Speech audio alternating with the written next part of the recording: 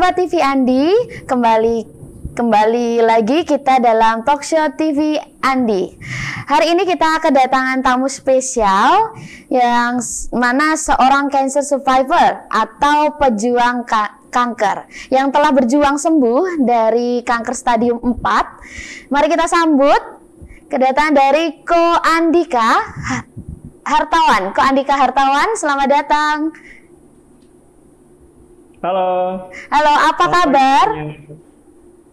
Baik, puji Tuhan, baik. Iya, terima kasih sudah disempatkan untuk mampir dan kita akan punya waktu ngobrol di sini bersama kita di TV Andi kok. Oke. Iya. Kemarin saya baca buku dari Ko Andika tentang bagaimana Ko Andika ini berjuang melawan kanker limfoma stadium 4. Luar biasa sekali ya kok perjuangannya, dan hari ini kita berkesempatan untuk ngobrol langsung dengan Ko Andika. Terlihat segar bugar, sehat. Puji Tuhan. Iya. Selamat datang juga kita ucapkan untuk Mbak Stella Olivia. Halo, selamat datang Kak Stella. Siang. Iya, apa kabar Kak Stella? Iya, baik. Iya, baik. Nah, Kak Stella inilah yang membantu Ko Andika menulis pengalamannya menjadi sebuah buku. Bukunya sudah terbit, judulnya menarik sekali ya, ABCD. Yang ternyata adalah singkatan antara birth, challenge, and death.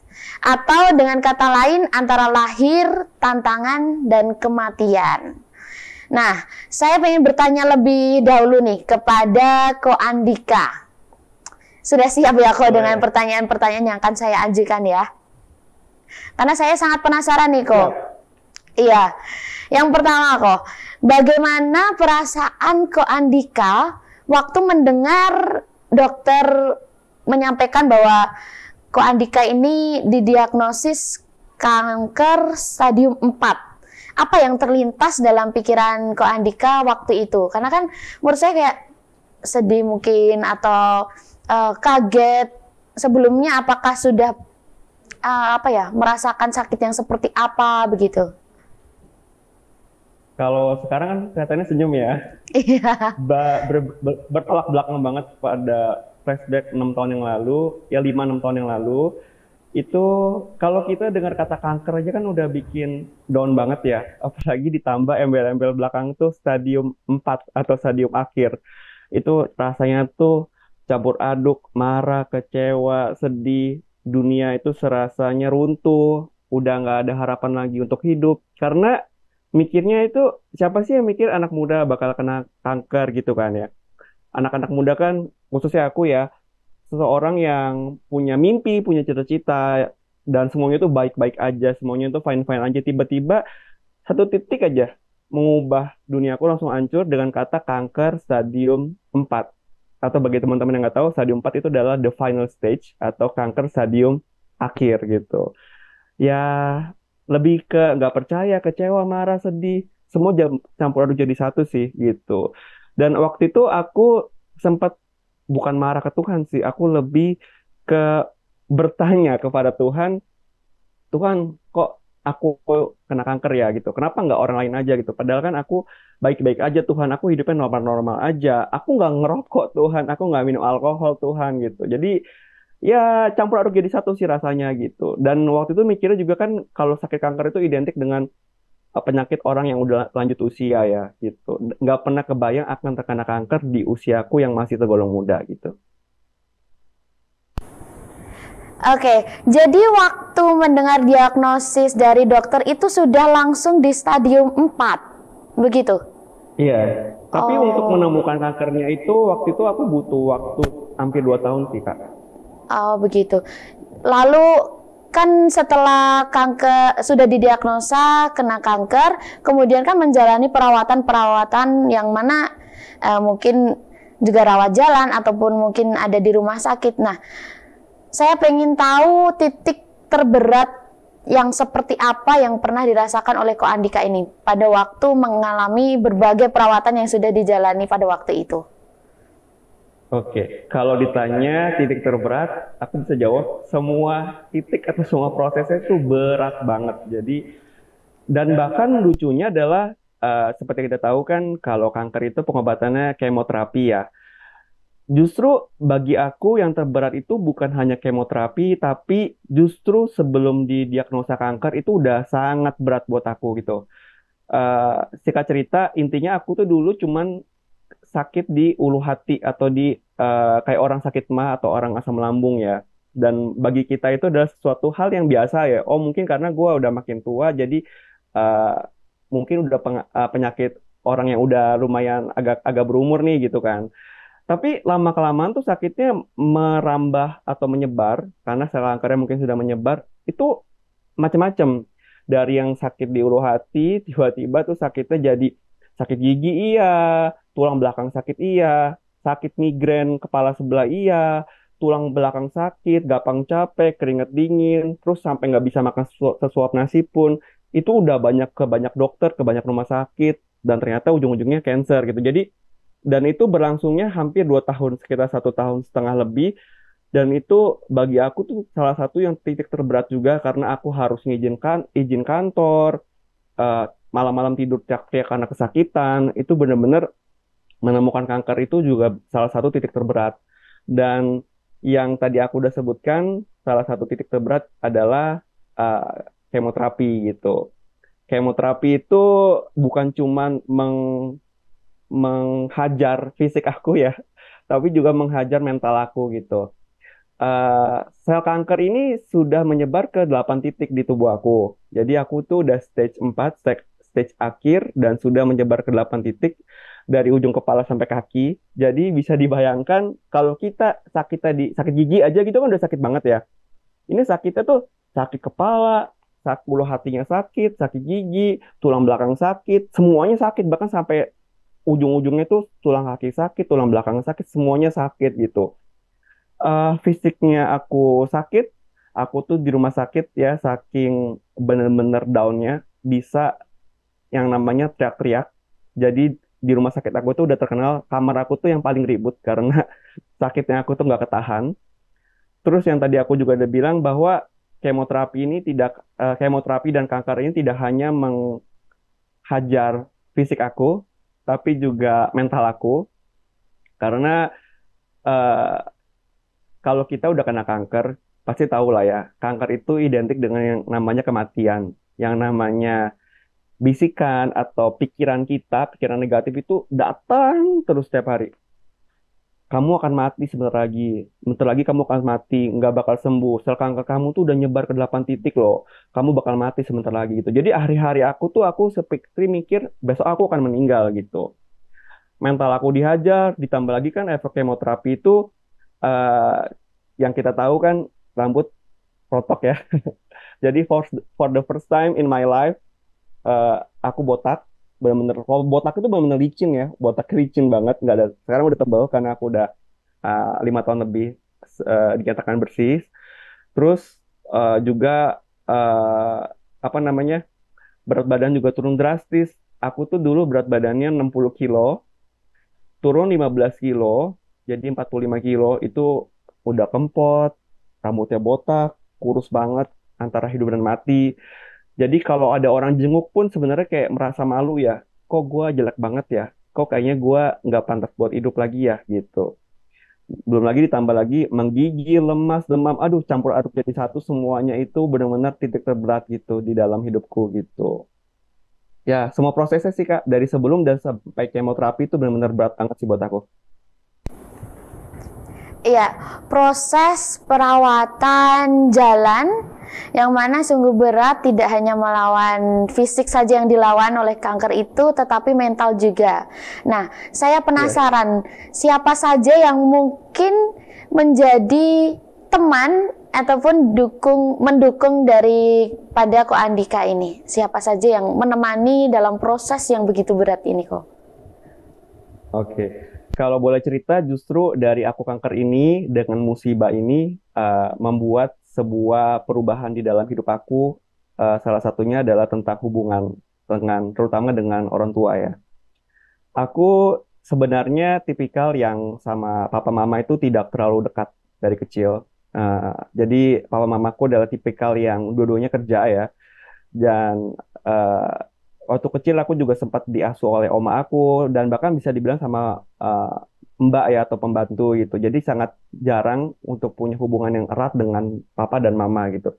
Tapi lucunya adalah dengan adanya kanker ini justru sebuah titik di mana hubungan aku sama orang tua aku tuh dipulihin gitu. Pertama kalinya aku ngelihat seorang papa yang kaku. Kan kalau kita tahu papa-papa itu tipikalnya yang kaku ya, nggak bisa ngungkapin rasa sayang ke anaknya. Tapi justru di saat itu papaku tuh pertama kalinya aku lihat papaku nangis dan ada sebuah kalimat yang terngiang-ngiang sampai saat ini di telingaku ketika aku lagi nangis-nangis kesakitan. eh, Malam itu aku minta papa mamaku untuk pegang tangan dua-duanya. Jadi sebelah kiri papaku, sebelah kanan mamaku, atau kebalikannya aku lupa. Dan malam itu aku bilang ke papa mamaku, "Pah, Mah, boleh nggak untuk malam ini jangan lepas pegangan papa mama sampai pagi gitu, karena Dika takut mati gitu." Karena jujur aku mikir malam itu aku tidak akan bisa melewati malam itu gitu. Tiba-tiba pertama kalinya aku ngelihat papaku nangis sambil ciumin pipi aku. Terus papaku bilang sebuah kalimat yang bilang, biar papa aja yang mati gantiin kamu gitu. Kamu masih muda, biar papa aja yang, papa rela mati buat kamu gantiin kamu gitu. Biar papa aja yang kena kanker, biar papa aja yang mati gitu. Dan di situ aku baru tahu, oh, papaku ternyata sesayang itu sama aku gitu. Dan aku juga ngelihat perjuangan mamaku. Mungkin kita mikirnya bahwa orang yang kena kanker itu adalah orang yang paling menderita ya. Tapi ternyata orang-orang sekeliling kita justru mereka yang sebenarnya sangat-sangat yang perlu diapresiasi sih menurut aku ya. Justru mereka itu yang benar-benar stres banget. Karena aku ngerasa banget untuk biaya kemoterapi itu nggak murah ya. Mamahku telepon buat cari pinjaman sana sini, buat aku pengobatan gitu. Eh, Papaku juga semuanya tuh benar-benar berjuang buat aku. Dan pada saat kemoterapi itu orang yang kemo itu kan kita sakit dan banyak banget efek kemoterapi dan kita tuh namanya jadi lebih ke mood swing ya, moodian. Jadi marah-marah terus, nangis-nangis terus itu. Justru papa mamaku adalah dua orang yang benar-benar setia temenin aku, eh, mendengarkan marah-marahan aku, oceh-ocehan aku. Dikala aku mau menyerah, aku bilang mau mati aja, Ma. Dika mau mati aja, tapi mamaku yang tetap setia suapin aku gitu. Lebih ke orang tua dan keluarga sih kalau menurut aku sih yang paling besar dukungannya. Iya. Lalu pada masa penyembuhan itu, apakah Ko Andika nih merasa yang mana kayak pengen nyerah aja deh gitu? Pengen nyerah karena tadi Ko Andika sudah menjelaskan mulai dari sakitnya yang tak tertahan, biayanya juga banyak, orang-orang yang ikut turut menemani Ko Andika juga kayaknya stress out banget. Begitu, lalu Ko Andika merasa kayak udah kayaknya sampai di sini aja Tuhan gitu. Pernah nggak kok yang seperti itu kok? Pernah banget. Jadi aku tuh sering banget ngomong ke Tuhan gitu. Jadi ngomongnya sambil doa atau nggak ngomong kayak gini aja ya, kayak ngomong sendiri. Aku bilang, Tuhan, boleh nggak aku nyerah aja Tuhan. Tuhan, aku capek, panggil aku sekarang aja Tuhan, aku mau mati aja. Itu sering banget, banget, banget, udah nggak terhitung gitu. Aku bilang ke Tuhan gini, Tuhan mending panggil aku sekarang aja. Daripada aku udah capek-capek kemoterapi, sakit, duitnya mahal, ujung-ujungnya aku mati juga Tuhan. Itu udah sering banget aku yang namanya mau nyerah gitu. Tapi kenapa aku bisa kuat menjalani itu semua? Aku sebenarnya waktu kanker ini lebih banyak mendekatkan diri sama Tuhan ya. Jadi memang waktu itu aku benar-benar struggle banget dan ada satu titik aku pikir, oke, stop struggle-nya Dika. Kamu harus coba deketin diri sama Tuhan ya. Aku berdoa kan, aku Kristiani, aku baca Alkitab gitu ya. Terus ternyata di situ aku baru tahu bahwa kita tuh harus lihat perspektif itu dari perspektif yang berbeda, yaitu dari perspektifnya Tuhan gitu. Kadang kita mikir, kalau kita dapat masalah gitu ya, mungkin kita merasa kita adalah orang yang sial, kita merasa adalah kita orang yang nggak disayang Tuhan, atau kita mungkin orang yang terkutuk gitu ya, atau kita merasa kita adalah orang yang buangan gitu ya. Tapi pernah nggak sih teman-teman mikir bahwa justru Tuhan itu udah menggariskan kita dengan kita sakit kanker gitu. Justru Tuhan tuh mengizinkan kanker ini terjadi karena Tuhan tuh mau pakai hidup aku buat Tuhan tuh menyatakan pekerjaannya di dalam hidup aku gitu. Mungkin masalah di hidup kita ini terjadi untuk membuat kita menjadi pribadi yang lebih baik, atau mungkin masalah di hidup kita ini terjadi untuk mengangkat derajat kita, atau mungkin musibah ini terjadi di dalam hidup kita untuk kita tuh bisa menjadi lebih berguna dan menjadi berkat bagi banyak orang gitu. Nah, kita tuh harus lihat dari perspektif yang berbeda. Semenjak aku lihat dari perspektif yang berbeda ini, aku jadinya nggak gampang menyerah. Karena ketika aku mau menyerah, kalau kita mau menyerah kan biasanya kita fokusnya ke rasa sakitnya aja ya. Prosesnya yang doang yang kita fokusin, rasa sakitnya doang yang kita fokusin.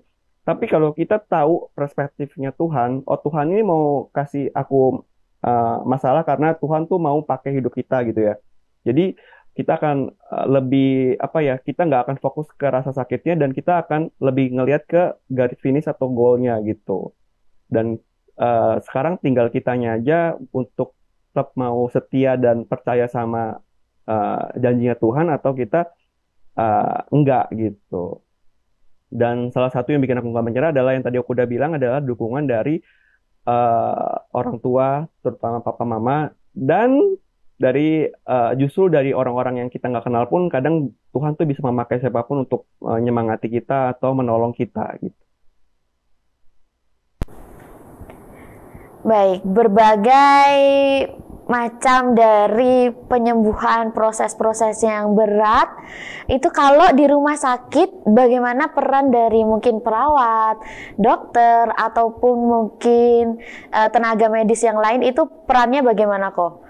Apakah mereka juga turut mendukungnya, tidak hanya menjalani tugas-tugas mereka saja mungkin dari pendekatan pribadi begitu? Ada atau tidak kok? Oh ada banget. Jadi aku juga ngerasa bahwa suster dan dokter itu bukan cuma memberikan pengobatan medis ya untuk aku, tapi mereka juga memberikan dukungan mental. Gitu kan. Tadi kan aku udah sebutin ya bahwa aku tuh kamar yang paling berisik karena sakitnya tuh udah minta ampun dari ujung kepala sampai ujung kaki dan sakitnya tuh berbarengan. Bayangin sakit gigi, migrain, tulang belakang sakit, ulu hati sakit, perut sakit, kaki sakit tuh berbarengan.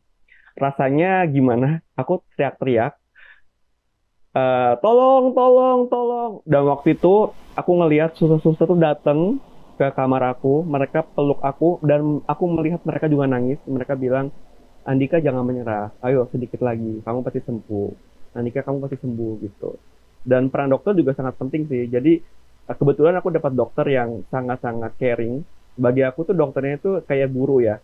Dia itu nggak menjelaskan sakit kanker itu, mungkin kalau kita nonton-nonton sinetron gitu kan ya, dokternya mungkin kayak, oh hidup kamu tinggal 3 bulan lagi gitu. Kalau dokter aku ini tipikalnya beda. Dokter aku ini tipikalnya dia tuh kayak guru TK menjelaskan ke anak muridnya, terus dia menggambar. Oh kamu kankernya jenis ini, kamu tuh kankernya akan melakukan kemoterapi. Jadi benar-benar di sama dokternya itu benar-benar disupport banget dan nggak pernah ada ngomong kata kematian atau apapun gitu. Jadi dokter dan suster di rumah sakit itu juga sangat-sangat berperan penting sih untuk aku, terutama untuk mental ya. Tenaga medis yang ada di rumah sakit itu tidak hanya menjalankan tugasnya dalam perannya sebagai tenaga medis saja, tetapi ada juga peran mereka dalam mendukung mentalitas daripada si Kak Andika sendiri.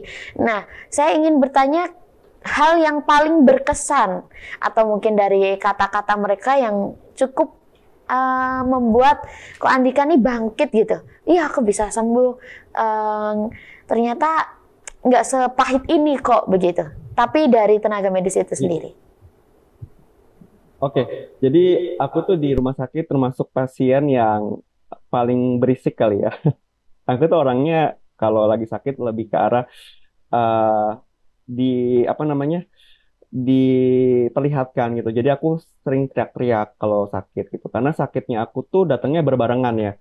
Sakit kepala, sakit gigi, sakit ulu hati, kencingnya sakit, BAB-nya sakit, kakinya sakit, itu datangnya berbarengan. Dan ketika datang berbarengan, yang aku bisa lakukan adalah teriak-teriak. Dan kalau kita tahu di rumah sakit itu kan ada tombol ya buat panggil suster kan. Kalau aku udah pakai tombolnya tapi susternya nggak datang-datang, aku tuh sampai bisa teriak-teriak, tolong, tolong, tolong aku gitu. Dan waktu itu aku ngeliat banget support dari para suster ya atau para perawat. Mereka itu bisa datang ke kamarku sambil ambil lari dan mereka tuh pelukin aku. Jadi susternya pelukin aku sambil nangis dan mereka bilang kalimat, Andika jangan menyerah, ayo sedikit lagi, kamu pasti sembuh gitu. Bener-bener aku ngerasa bahwa para suster juga memberikan support mental ya, selain support untuk medis juga itu. Dan dokterku juga sama gitu. Dokterku aku bersyukur banget mendapatkan dokter yang sangat-sangat care dan kalau kita nonton sinetron gitu kan, kadang-kadang kan kalau orang yang di sinetron-sinetron tuh kalau kanker itu dokternya kayak oh hidup kamu tinggal 3 bulan lagi gitu ya, kayak serem gitu ya. Tapi dokterku ini tipikalnya beda gitu. Dokter yang mengayomi, bahkan dia tuh menjelaskan aku sakit kankernya apa tuh menggunakan gambar-gambar gitu. Dan dia nggak pernah ngomong ke aku tentang kematian atau umur aku berapa lama lagi gitu. Bahkan dia bilang kamu pasti sembuh gitu. Ayo percaya kamu pasti sembuh gitu. Jadi aku ngerasain banget bahwa dukungan dari para suster dan dokter itu sangat-sangat besar juga buat aku gitu. Iya, jadi memang sangat mendukung daripada penyembuhan Ko Andika ini sendiri ya. Jadi mereka sangat apa ya? Saya rasakan juga kehangatan dari mereka juga pasti juga akan panik ketika Ko Andika teriak-teriak dan mungkin ketika saya ngebayangin kalau bel itu dipencet ketika mau panggil tenaga medis dan mereka mungkin baru sibuk nih di ruangannya atau bagaimana terus Ko Andika terus pencet terus itu mungkin juga terasa juga di sayanya untuk kecrowdedan yang sudah terjadi. Nah, saya ingin bertanya lagi Ko Andika, kalau sebelum Ko Andika ini didiagnosa kanker, kemudian didiagnosa kanker, kemudian menjalani berbagai perawatan daripada penyembuhan kanker itu sendiri, hal-hal apa yang merubah pandangan hidup dari Ko Andika ini? Dan hal apa yang mungkin berubah begitu? Oke. Jadi dengan adanya kanker ini aku benar-benar banyak banget ya yang diubahkan. Kadang kita ngerasa bahwa kanker itu adalah ya udah kamu sebentar lagi meninggal gitu, tapi ternyata enggak gitu. Justru dengan kanker ini hubungan aku dengan kedua orang tua aku dipulihkan. Justru karena kanker ini aku lebih menghargai hidup dan aku menemukan tujuan hidup aku yang baru gitu. Yaitu adalah aku pengen menjadi berkat dan pengen menyemangati orang-orang yang sedang berjuang juga dengan kanker. Salah satunya dengan buku ini bersama dengan Stella gitu. Dan justru dengan kanker ini aku merasa bahwa hidup aku tuh sekarang lebih berguna, hidup aku sekarang lebih berarti, hidup aku bukan buat diri sendiri gitu. Bagi aku yang dulu, aku dulu hidup itu untuk diri aku sendiri ya. Jadi ya aku bekerja, kumpulin uang, beli rumah, beli mobil gitu. Tapi bagi aku sekarang adalah tujuan hidup aku tuh bukan buat aku sendiri gitu. Aku harus bisa berguna dan bisa menjadi berkat bagi orang lain gitu. Banyak banget berubah. Dan kalau bisa dibilang, hidup aku yang sekarang ini jauh lebih baik, jauh lebih bahagia, jauh lebih bersyukur. Dan bisa dibilang aku sekarang adalah seorang yang bisa dibilang bahagia dan bisa dibilang aku adalah seseorang yang lebih berguna bagi orang-orang gitu. Luar biasa, jadi sembuh dari kanker, lebih bahagia, berkat baru, dan juga berkatnya berlimpah tidak hanya untuk Ko Andika, tapi Ko Andika juga bisa menyebarkan ke banyak orang, begitu ya Ko ya? Betul. Iya, saatnya kita beralih dulu Ko ke Kak Stella. Halo Kak Stella. Halo. Halo, ya gimana nih ceritanya kok bisa Kak Stella ini bertemu, kemudian kok bisa tertarik untuk menulis kisah dari Ko Andika dalam melawan kanker ini? Apa yang mendorong Kak Stella ini menulis tentang penyintas kanker? Ya, sebenarnya dulu ada dua keluarga yang sakit kanker, Mbak. Jadi waktu itu saya mikir, wah, ternyata perjuangan orang kanker itu berat banget ya. Gitu. Nah, tahun 2017, saya pindah ke Bandung untuk kuliah lagi. Nah, sebelum berangkat ke Bandung, waktu lagi persiapan gitu, saya mikir, ketika di Bandung, saya nggak pengen cuma kuliah aja. Saya pengen nulis satu buku itu yang bermakna, nggak cuma buku yang nggak cuma bisa karya aja, tapi juga ada maknanya biar saya pribadi gitu.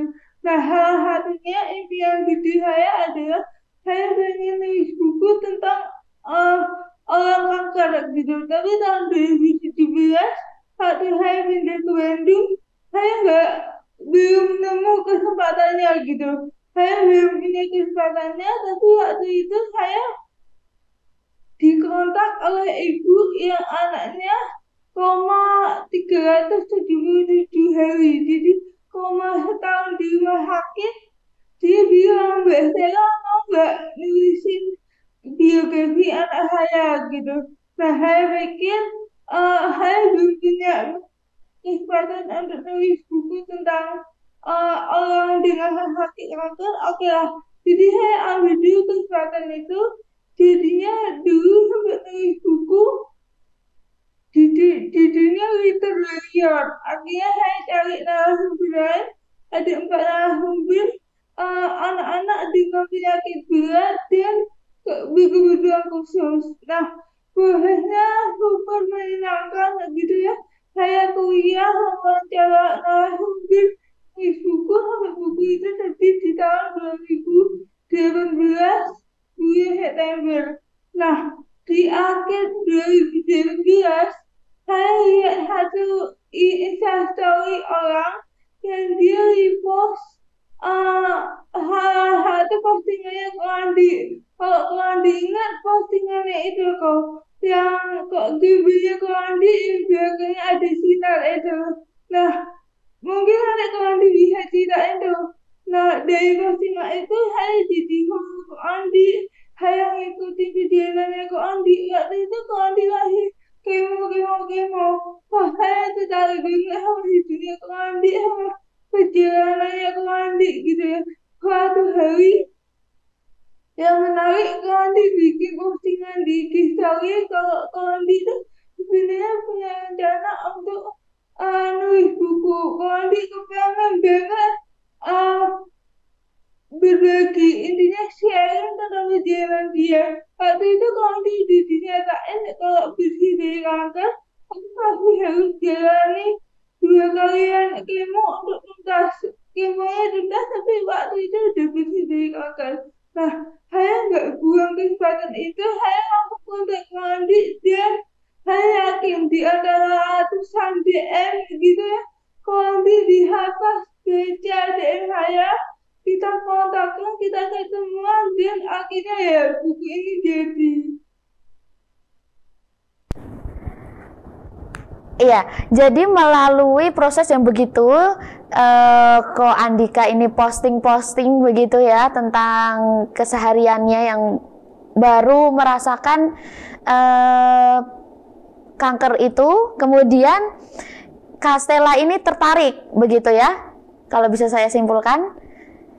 Iya, terus berniat diri untuk mengirimkan DM meskipun dengan begitu banyak yang mungkin saja sudah DM Ko Andika, tapi tetap niat pengen DM, kemudian menawarkan diri begitu ya, Kak Stella ya?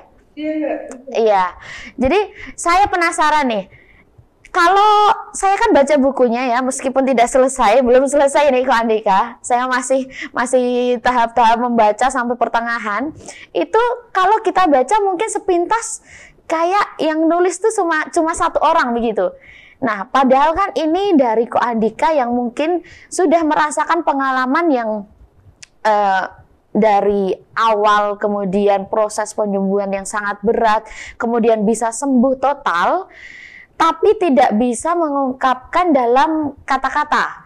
Nah, kemudian bertemu dengan Kak Stella, yang mana Kak Stella ini bisa menceritakannya dalam suatu karya buku. Nah, ini kok bisa begitu? Jadi, bagaimana cara Kak Stella itu bisa melakukan itu semuanya dari mungkin memahami satu persatu, menulis secara detail dari setiap kisah yang sudah dijalani oleh Ko Andika. Iya, saya bersyukur banget Pak Nalan sama Kak Andi sih. Jadi buat saya Kak Andi itu nggak cuma narasumber, tapi juga partner, teman berkarya, dan teman cerita yang asik gitu. Kak Andi bisa cerita banyak hal, dan apa ya, aku ngerasa Kak Andi bisa memposisikan diri jadi partner yang oke gitu. Dia bisa ngungkapin cerita ngalir asik banget, nggak cuma gitu, tapi juga waktu itu kebetulan saya masih kuliah di Bandung, Kondi masih di Jakarta Barat waktu itu, dan posisi Kondi masih balik ke Malaysia lagi untuk kemo terakhir waktu itu. Tapi kita bisa selesaiin wawancara, kita bisa eh, sama-sama gitu. Saya kadang ke Jakarta, Kondi ke Bandung gitu ya. Gak cuma itu juga, kita juga janjian langsung bareng, kadang telepon, kadang WA untuk mencapai satu cerita yang holistik gitu, supaya saya bisa menuliskannya secara utuh, secara lengkap, sesuai kebutuhan dari Kondi ya. Jadi saya bersyukur sekali Pak Nara Kondi yang suportif dan bisa jadi partner yang oke sih Mbak. Iya, jadi proses penulisan buku itu dilakukan oleh Kak Stella itu jadi selama Ko Andika ini menjalani proses penyembuhan, begitu? Udah agak diyakin. Waktu itu kayaknya mandi kemo keempat atau kelima. Karena saya masih ingat waktu itu mandi harus balik lagi ke Malaysia ada kemo keenam deh kayaknya, kemo terakhir. Oh, begitu. Jadi dalam prosesnya itu yang mungkin saja jarak juga hanya lewat cerita lewat by phone ya, itu kemudian berapa lama proses dari penulisan buku itu Kak Stella? Bisa dari awal sampai endingnya itu berapa lama? Iya, jadi sebenarnya proses wawancaranya bukan cuma by phone ya. Kita ketemu beberapa kali, kadang di Jakarta, kadang di Bandung. Kondi sempat juga main ke Bandung gitu karena saya masih kuliah di Bandung. Kita mulai ketemu tuh Januari 2019. Lalu proses penulisannya mungkin adalah satu setengah tahun. Ya, luar biasa, 1 sampai dengan 1,5 tahun untuk menyelesaikan satu buku yang sungguh menginspirasi ini ya Kak Stella ya. Ya, tantangan terberat apa yang mungkin Kak Stella ini rasakan? Jadi menulis buku dengan mungkin jarak jauh, terus cerita hanya by phone, kemudian juga karena ceritanya kan ini terus continue gitu. Jadi Kak Stella ini kan menceritakan setiap detail dari kisah yang sudah dialami oleh Ko Andika. Nah, tantangan terberat apa yang mungkin bisa menghambat penulisan dari buku Ko Andika ini yang dirasakan oleh Kak Stella? Iya, oke. Jadi proses wawancaranya nggak cuma by telepon Mbak, tapi juga kita beberapa kali ketemuan baik di Jakarta atau di Bandung. Kita beberapa kali nge-zoom juga, telepon juga. Nah, tantangan terberat kita berdua adalah waktu itu saya masih kuliah di Bandung gitu, masih nulis tesis, dan Kak Andi waktu itu belum full sembuh. Jadi Kak Andi masih kemo kelima ada keempat, Kak Andi masih bolak-balik ke Malaysia, saya masih ingat bahkan ketika saya ke Jakarta, Koandi masih pakai masker karena kalau waktu itu Koandi jemput saya di lantai satu apartemen gitu ya. Koandi masih pakai masker karena deklarasinya yang ke Koandi supaya eh, masih jaga banget gitu. Jadi ya tantangan terberatnya waktu itu saya masih berkuliah di Koandi masih berjuang pengobatan gitu. Iya, sungguh menginspirasi Kak Stella. Jadi Kak Stella tetap pengen nyelesain buku ini dan akhirnya selesai menjadi suatu karya menginspirasi untuk semua orang yang membaca, dan juga saya pikir kok Andika juga senang sekali ya kisahnya ini pada akhirnya yang mulanya susah untuk mengungkapkan dalam kata-kata dan kemudian ketemu sama Kak Stella dan bisa menjadi satu buku begitu. Iya, saya lanjut pertanyaannya ya, karena saya masih penasaran nih, saya beralih lagi ke Ko Andika. Jadi setelah sembuh dari kanker, apa yang paling Ko Andika ini nikmati dalam kehidupan ini kok? Hal-hal apa yang kayak terasa berbeda begitu, yang dulunya menderita sekali, kehilangan arah, mungkin kehilangan rasa, kayaknya udah cukup sampai di sini, kemudian sekarang bangkit, sembuh total, dan juga menjadi berkat untuk orang lain. Kalau dari aku sendiri, yang tadi aku udah sebutkan bahwa aku menemukan sebuah tujuan hidup aku gitu. Tadinya kan aku hidupnya ya udahlah, jalanin aja hidup gitu. Kerja, ngumpulin duit, beli rumah, beli mobil gitu ya. Tapi sekarang berubah total gitu. Hal yang paling membahagiakan buat aku sekarang adalah ketika aku bisa berguna bagi orang lain gitu. Dan Tuhan mewujudkannya dengan mempertemukan aku dengan Stella, dan akhirnya buku ABCD ini jadi gitu. Nggak pernah terbesit di benak aku bahwa aku bisa punya buku gitu. Walaupun dibantu dengan Stella, tapi kalau teman-teman baca buku ini penuh dengan ilustrasi. Dan aku backgroundnya adalah ilustrator dan graphic designer. Jadi semua ilustrasi yang ada di buku ini itu gambar aku semua gitu. Jadi benar-benar Stella memberkati dari segi tulisan, aku memberkati dari segi gambar dan juga ceritanya gitu. Sangat-sangat aku sangat-sangat merasa bahagia ketika aku sekarang sudah bisa merasa berguna, dan aku tahu tujuan hidupnya Tuhan di hidup aku tuh apa gitu. Iya, tadi saya juga sempat lihat bahwa di buku itu memang ada gambaran-gambaran yang mana ternyata waktu saya baca di Prakata ya, kalau tidak salah itu Ko Andika menyampaikan bahwa pada saat kemoterapi, terus pada saat proses penyembuhan, perawatan di rumah sakit, Ko Andika ini menggambar ternyata. Yes. Iya, saya baru ingat gambarnya menarik. Jadi bukunya itu tidak terkesan kalau kita mendengar kata kanker kan nggak, ya betul. Jadi wah, ini saya harus lanjutkan membacanya Ko Andika. Kemudian apa pesan yang ingin Kak Andika itu sampaikan kepada mereka yang saat ini berjuang melawan kanker ataupun yang penyakit yang bisa saja mematikan begitu? Kalau dari aku, kanker itu bukanlah akhir dari segalanya. Dan sekarang kan kita tahu sendiri bahwa kanker itu bukan penyakit yang cuma diderita oleh orang lanjut usia, tapi banyak banget anak-anak muda sekarang tuh yang sudah terkena kanker. Salah satunya adalah saya gitu. Dan aku ngelihat bahwa anak-anak muda zaman sekarang itu tidak sekuat orang-orang zaman dulu ya. Mungkin lebih apa-apa healing gitu, mental health gue terganggu gitu ya. Dan aku merasakan banget itu benar-benar nggak gampang banget gitu. Dan aku mau katakan ke teman-teman semua yang menonton ini, kalau kamu sekarang punya masalah yang berat, atau mungkin kamu sekarang sedang berjuang dengan penyakit berat, atau mungkin kanker atau masalah yang teman-teman hadapi itu bukan akhir dari segalanya gitu. Yang namanya kita hidup di dunia ini, pasti ada yang namanya masalah. Kalau teman-teman nggak mau ada masalah, berarti teman-teman nggak hidup, teman-teman udah mati sekarang gitu kan.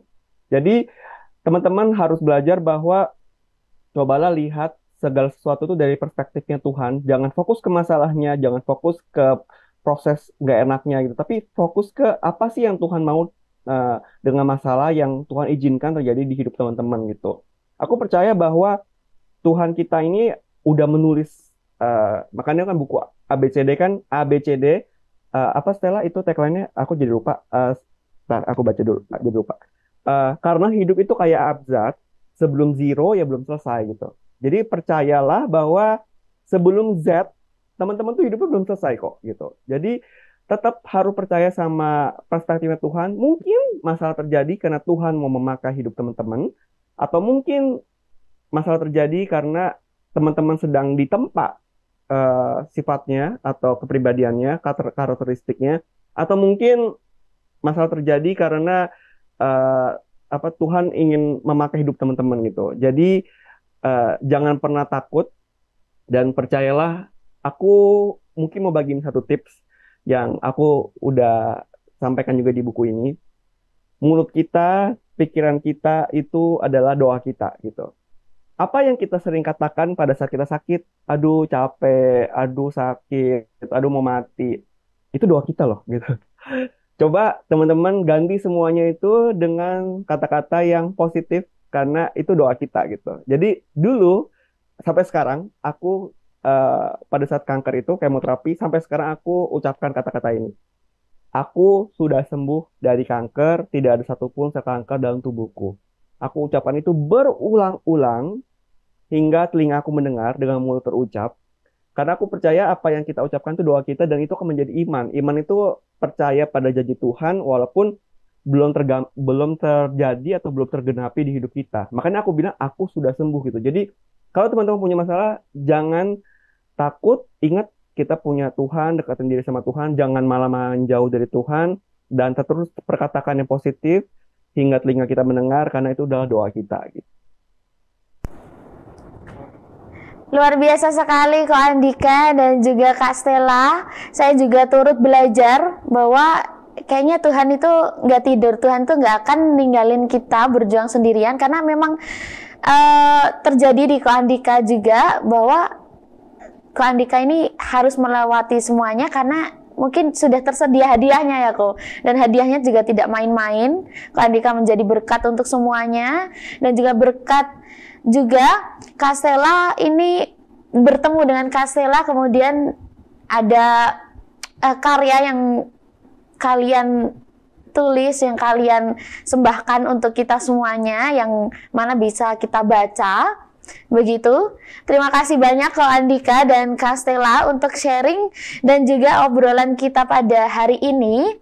Dan juga kalau tidak salah akan kita informasikan bahwa dengan terbitnya buku ABCD ini nanti terdapat royalti, yang juga 100% royalti ini akan diberikan kepada penyandang kanker. Begitu. Ini sungguh luar biasa sekali. Semuanya turut mendapat berkah dan merasakan berkat dari Ko Andika dan juga Kak Stella atas karyanya. Semoga apa yang sudah Ko Andika dan Kak Stella bagikan pada hari ini dapat menginspirasi kita semuanya, pemirsa TV Andi, terutama juga untuk para pasien kanker ataupun penyakit lainnya yang saat ini masih berjuang untuk dapat kembali sembuh. Semoga apa yang sudah kami bagikan pada hari ini dapat memotivasi kita semuanya. Akhir kata, saya Barbara Tarandita Pelangi Puteri, mewakili kerabat TV Andi yang bekerja, pamit undur diri, mengucapkan terima kasih, dan juga sampai bertemu kembali di acara selanjutnya yang lebih menarik.